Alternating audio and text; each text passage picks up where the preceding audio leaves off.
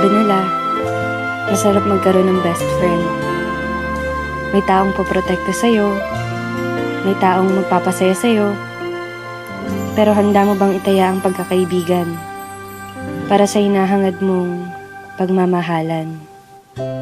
Nooy umibig na ako, subalit nasaktan. Ako si Princess. Grade school pa lang ako, palagi ko ng kaklase si Ivan. Magkaibigan kasi mga magulang namin, kaya kung nasan ako, nandun rin siya.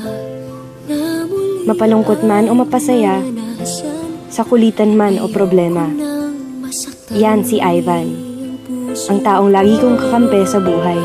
Ngunit nang ikaw ay makilala, biglang nagbago ang nadarama.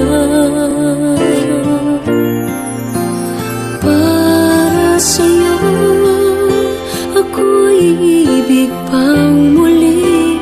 Dahil sa'yo, ako'y ibig ng muli. Ang aking puso'y pag-ingatan mo. Dahil sa ito'y muling magmamahal sa'yo, para lang sa'yo. Isang araw,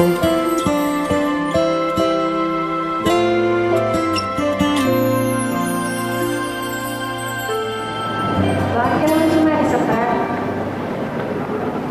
Wala lang, gusto ko lang. Gusto mo lang? Alam mo bang delikado yun? Alam ko naman itong pinapasok ko. Ang dami-dami sumasali sa prank. Ano ko ba? Ang tulad mo Matapos ang araw na yun, iba, at sa'yo lamang nakita ang tunay na pag-ibig na aking hinahanap. Buti na lang ika'y nakilala. Binago mo ang nadarama. di na siya nagpaparamdam, di na siya nagte-text, di ko na rin siya nakikita sa school.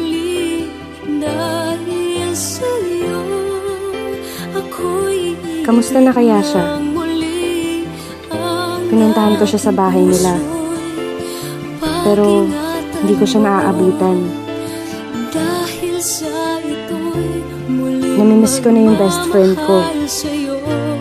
Namimiss ko na si Ivan, ang lalaking lihim kong minamahal. Hanggang isang araw, ano ba talaga nangyayari sa'yo, Ivan? Bakit? Wala. May hindi ka sinasabi sa akin eh.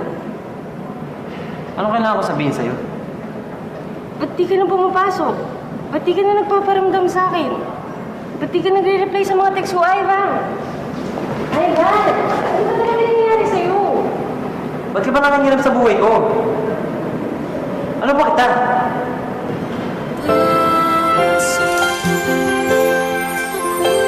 Natahimik ako sa sinabi niya. Ano ba niya ako?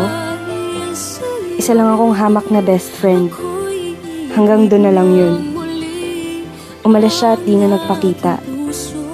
Di na rin ako nagte-text. Di na rin ako pumupunta sa kanila. Makalipas ang 2 linggo, may natanggap akong balita. Nasa ospital daw si Ivan. Malubha ang lagay. Para lang sa'yo, ako'y di na muling mag-iisa. Ikaw na nga ang hinihintay ng puso ko. Para sa'yo, ako'y ang muli. Dahil sa'yo, ako'y ibig na muli. Ang aking puso'y pag-ingatan mo.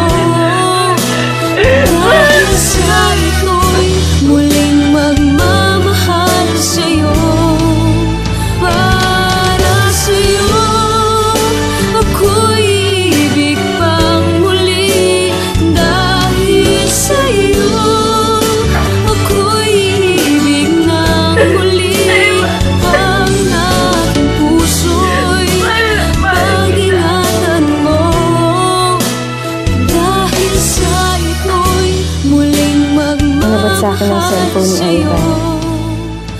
Pare, huwag niyong papakilaban ng best friend ko. Ginawa ko naman ang sinabi niyo, di ba? Nalayan ko na siya. Basta huwag niyo nang gagalawin si Princess. Mahal na mahal ko yun. Puso